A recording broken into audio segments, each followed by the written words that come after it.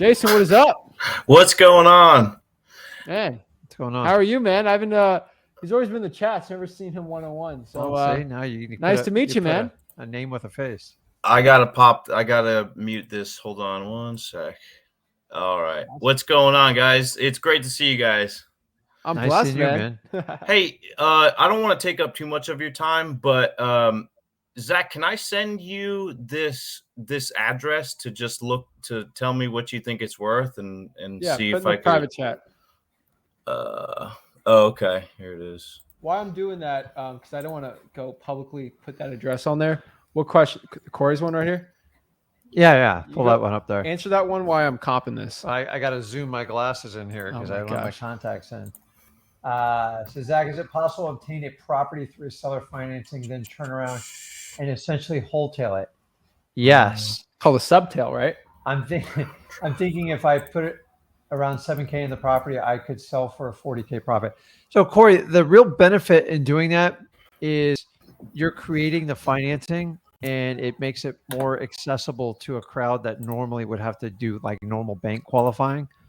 But you got to kind of go through the numbers on it. So the 7K, if you say it's 10K, just be prepared to put in 12 to 14 because rehab is completely out of control right now for cost, availability of contractors and stuff like that. So make sure you get an accurate number. But guys, if you can sell a deal with the financing built in, even if you're selling like rundown properties need full repairs, what would that person pay for the hard money and how long would it take to get that deal approved? They're going to spend thousands and thousands of dollars. So anytime you can provide built-in financing, Corey, you should get a premium on that property. So just make sure you're accurate on the rehab because the numbers we're getting are just insane in Florida for even basic rehabs. The costs have gone up almost double.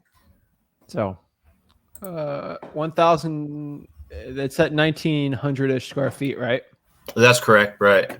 That's pretty. Man, good. I literally just jumped on here. I didn't think I would be like first in queue, so that's awesome.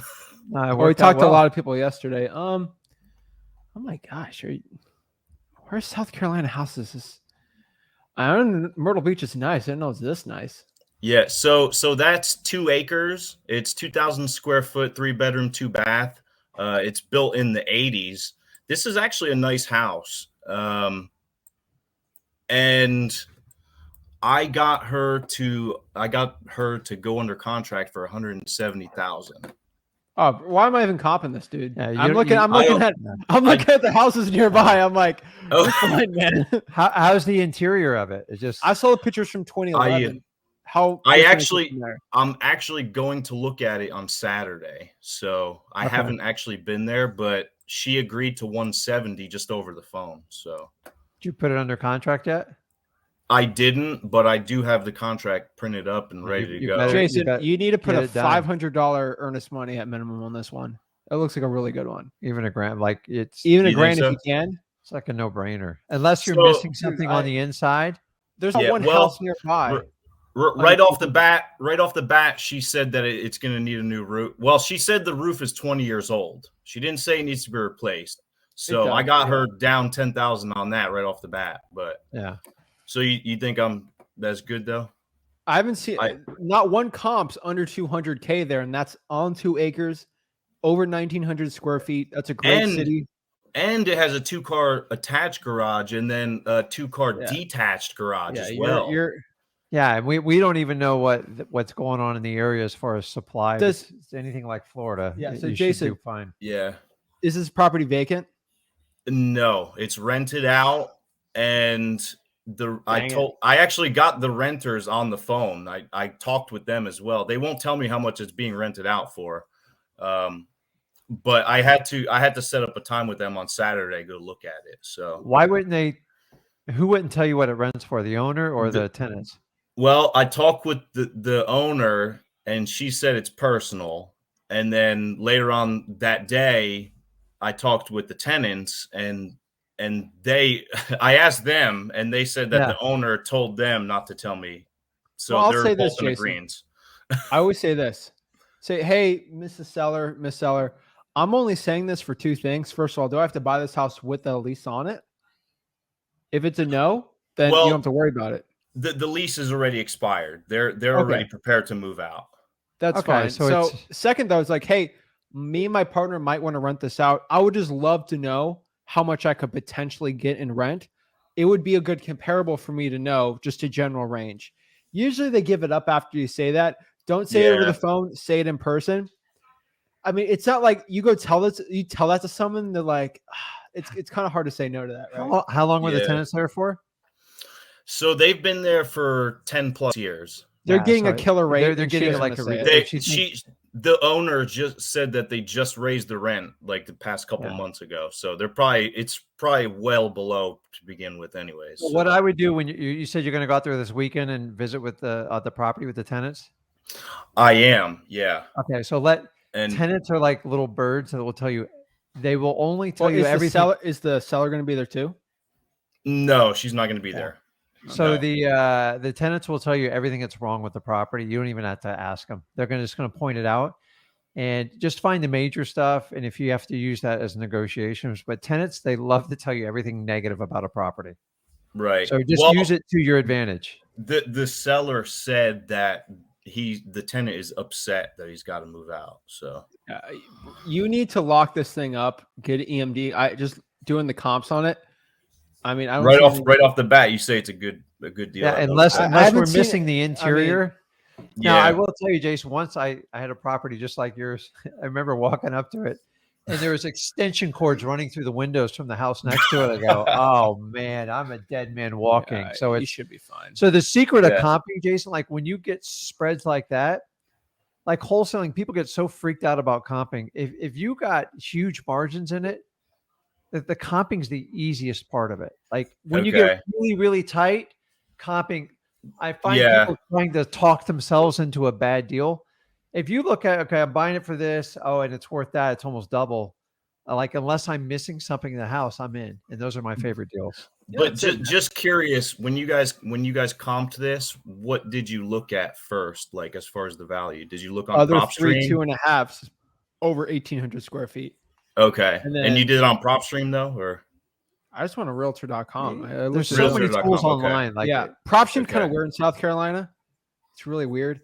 I literally just looked at the other sales because it's a non-disclosure state. 5 seconds to me just popping it back in. Your buyers, the first thing they're going to do is look at Zillow. Yeah, and Zillow is like 290, I think. It's too high. Zillow's too high. But I'm just telling you, like it really.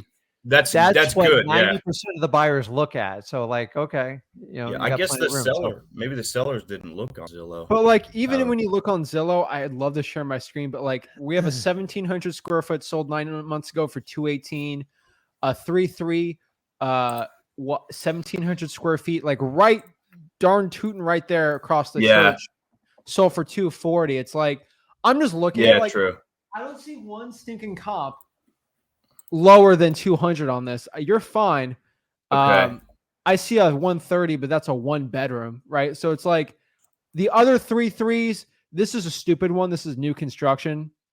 Number 6 on Zillow. Oh, that's off the water though for 400. Like, I think you could easily sell this thing probably for, if the property's bad, for worst case scenario, like there's rats, mold, new drywall, 200. It could go up to 240 though. It could be. I don't know. Here's the thing: you're gonna have to bid this thing up, and you're gonna have to have a really solid buyer if they're gonna walk through the house. Well, check this out. This was gonna be my last question. I have a cash buyer here that I've showed another house to, which it wasn't my contract, but I showed him. It was gutted. He wasn't interested, but I did meet him in person. I showed him this house, and I told him he can come with me on Saturday to look at it. That'd be Do you perfect. think that's a good idea, or? I do. My only advice is to make sure you got it under contract, because. I told him it's under contract. I mean, it's not. Well, you tell him, like, I'm just telling your contract's the one that protects him from going around your back. Jason, I know. By the way, I was unsure of myself. That's why. I did my first 3 years doing this. I got screwed out of so much money. Like, you just stop doing it. I see 50,000 you could probably make on this deal. I would not bring them through. I'm just being completely honest. I would go ahead and get it locked up first. Yeah. And then once you have a valid contract, she knows you're locked up. then bring it up, because it's 50-50 if this guy or gal goes up behind your back and tries to make a sweeter offer. Plus, you need pictures, and you have to get that cash buyer's commitment to buy the house before they even walk through. Well, he was right off the bat. After I showed him, he was like, "Okay, I want to do $1,000 EMD." Like, you don't have pictures, man, and you don't even have a price, right? No, I don't. I may have messed up here. I told him 180. All right, Jason, this cash buyer ain't even your thing now. I'm telling you, you don't need that. What would feel worse? You need one cash buyer, and you need it the one that takes care of your family the most. So you don't work for them; they're going to work for you. So you have to focus on getting it under contract first, and then meeting with the tenants to figure out, how, what are we dealing with? Right. In my opinion, is the easiest of the three of this part of the equation. You could make 50,000 on this deal, or you can make 10 grand. Like, it's your choice. So I think you can go to that cash buyer and say, "Hey, this house is nicer than I thought," and show the pictures. He can't even. I don't take any offer from a cash buyer serious, literally, unless they see the pictures. Yeah, that's true, because he doesn't know what the inside looks like. Yeah, you can make 50,000. Do not bring that cash buyer through. You got to give him your number, and it's got to make some logistical sense. But when they start trying to beat you up and stuff like that, like you talked about, $1,000 earnest money deposit, was that for you or for your buyer? No, that was for the buyer. He wanted to put it down right away and lock it up. $1,000 is a joke. Like, it's not $1,000 is not going to commit. $5,000 is the minimum you do. 3 to 5. Really? Okay. Well, listen, if they're going to pay, say, $200, $250 for a house, and they're a cash buyer, dude, you're putting it in earnest money. Like, it's in a protected neutral party that's backed up with insurance. Right? Right? Exactly. Yeah. If they don't have it, heed the warning. You're going to feel way worse if you get the deal stolen than you having the convenience of having that cash buyer come through. $50,000 deal getting stolen from you hurts, man. Get the contract first, meet with the tenants, and then just work. Remember, you want to find the highest spread with the least amount of hiccup. I would never, ever take $1,000 deposit, because I've walked away from $1,000. It's like an option. Lock it up for 170. Yeah. I feel like the number is 220. If it's better, it could be 240. I think 220 is probably your good number there to sell it for, but I could be wrong. So lock it up. Come back next week. Show me the pictures, or like DM me the pictures, and we can go over it together, and we can kind of do a game plan together. Yeah. Your energy's got to be on locking it up. And do me one big favor. Do not share that address to any person. Nobody. Lock it up, bro. You got this. I'm telling you, cash buyers, they will run you over. They will run you over. I gave him the address, and I gave it to one other person.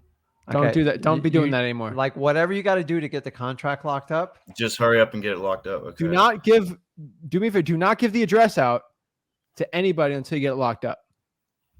That's what I figured, but I just wasn't sure of it. So you pretty much have confirmed with me that I was on the right track, that I got it. Yes, you are on the right track. Right. Here's the thing. You took a big risk giving it to us. You know for a fact we're not going to go steal the deal from you, so it's fine. But like, outside of us, do not be giving that address to anyone anymore, okay? You will be surprised how many people try to screw you in this business. I lost 8 deals by doing what you're doing, like hundreds of thousands of dollars. I have a firm policy. We don't even flex on it. Now, my only exception is if it's a crappy deal and I can't make the numbers work, that's then bring them all in, right? Right. But when you got a smoking deal, you got to lock up your side, because do you really know these other cash buyers? Like, how desperate are they? I've only met him one other time. Hopefully. There you go. Jason, we only get 1 or 2 of those deals a month. Like those type of deals a month. So that's good that's really, so you have a good fish on the line. You better reel that thing in. You got well, I figured I would bring him with me on Saturday, because if there's tenants there, how many times am I going to be able to show it again? You're going to get, you will get back in, but I'm just telling you, no way.